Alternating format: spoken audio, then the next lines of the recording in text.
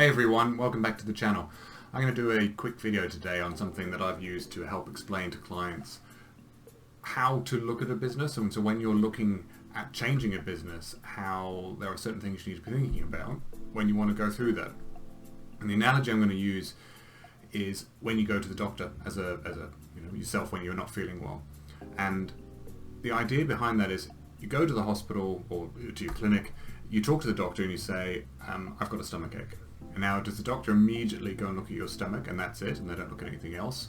Or if you say, for instance, I've got a headache, what do they do?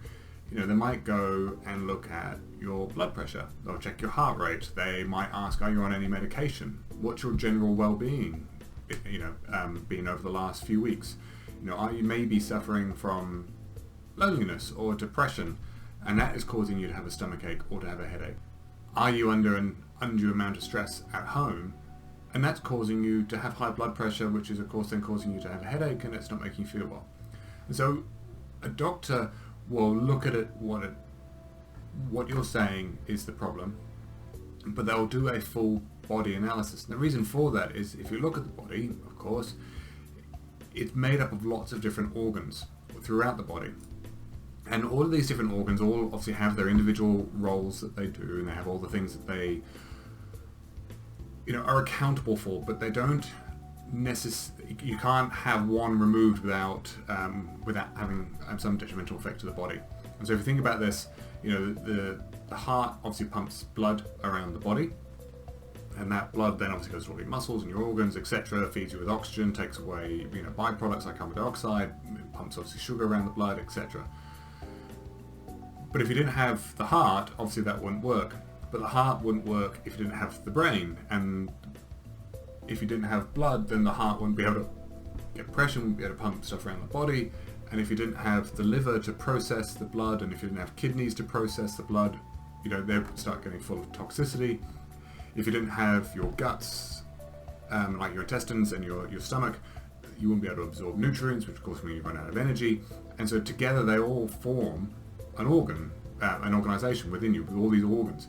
And so one of the things I want to sort of talk about is if you look at the origin of the term organ and where it came from, it obviously comes from Old English and some French, so organe and origine, from the 12th century. And the biological meaning means a body part of a human or an animal, adapted to do some sort of certain function. When you start to move that in and think, well, where does organization come from, since it's made up of the word organ and then obviously got the ization on the end of it. So in the early 15th century is when you start to see this come around of this word, I'm not going to try and pronounce it, but the term organization, which is a structure of the body or its parts, and the art of process of organizing, the arranging of parts in an organic whole. And so they took that term of an organ being a part of the body or an animal, and started to change it into sense, well, actually, when you put all these organs together, like the body is, you start to get a system that works together as part of all these individual parts, but the individual parts are greater than the sum of them individually. The whole is greater than the sum of the individual parts. And that's very much what I perceive when you look at a business, is when you're going through that term of, I look at the heart, I'll check your blood pressure, I'll check your medication, see what's going on. It's the same thing when you look at a business, and you've got all the different departments within a business that do different things. So an example of this is you might have the sales team, obviously responsible for bringing you revenue, building relationships, and actually getting your products or your services sold. And they always say without them there'd be no money coming to the business. But then of course you look at it and go, well, if we're selling a service, who are the people that are obviously delivering that service? The salespeople generally don't deliver the service, it's the people on the ground who deliver the service. And where do those people come from? And HR and talent acquisition would say, well, we are the most important people in the business because we bring in all the right talent. And we help maintain some of that culture that allows clients to see that we are the best and we're doing the best sort of work because we have the best people. But then of course, if you didn't have, say, a marketing presence of here's what our products are, this is what our business is, this is what we do, you wouldn't necessarily find the best people because they'd be struggling to find who you are. And likewise, customers may not know who you are because you don't know what it is. They don't know who you are because they don't know what you're selling. Which then of course leads to, if you're selling a product, who's making the product? And how is they making it profitable, making it quality, and all this sort of stuff. And then of course, once you've got all those things working, you've got the operations team. And if you don't have operations running effectively, you know, your profitability is not going to be on board because you're going to have revenue leakage or cost leakage. You know, you potentially could be running into legal issues because you're not running properly in terms of your tax. And so all these things come together and you kind of go, well, actually you've got all these different organs being sales and HR and marketing and ops and finance and legal. But when they all come together, they create an organization, which, like the 15th century translation of an act or process of organizing or arranging the parts into an organic whole. And it's the same with the business. And this is why oftentimes when I've come into clients to help them fix problems, it's always been because they've looked at one unique area of a business. Let's just say, for instance, the finance section. They will look at finance and go, everything else is ignored. Just look at the finance and go, right, we need to improve the financial reporting.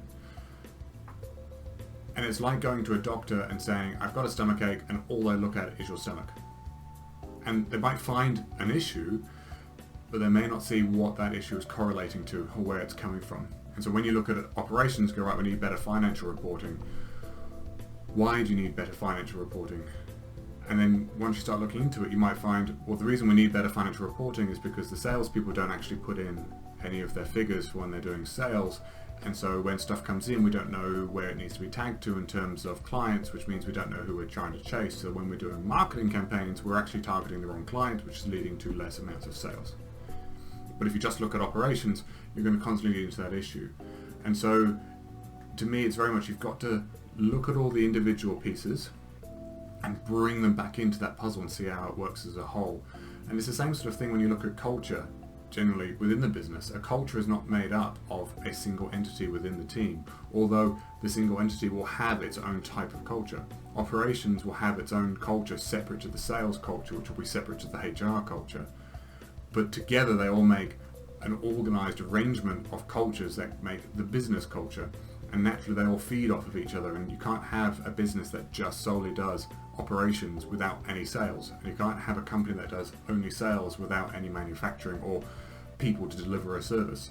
So naturally they all come in together. So when you're looking at one part of the business, look at it properly, but also look at it as how it fits into the puzzle of everything else within the business. Anyway, and that's just my view.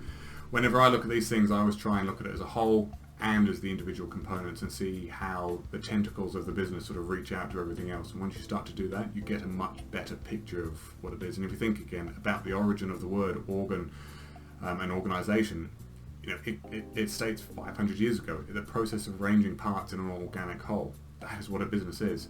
So why would you do yourself the disservice of only looking at a business section and nothing else, when you know that even the word itself means the arranging of everything to come together as a whole? Anyway, hopefully that's a interesting little video for you. It's the way I sort of conceptually think about businesses when I go and look at them. And it's the same, you can break it down into departments. You know, you look at a department, there'll be subsections within departments and how they all interact with each other and what they're trying to do. There's always layers upon layers upon layers. And I think it's worthwhile looking into them and not just looking at what is right in front of your face. Anyway, I hope you enjoyed that. I'll catch you on the next one.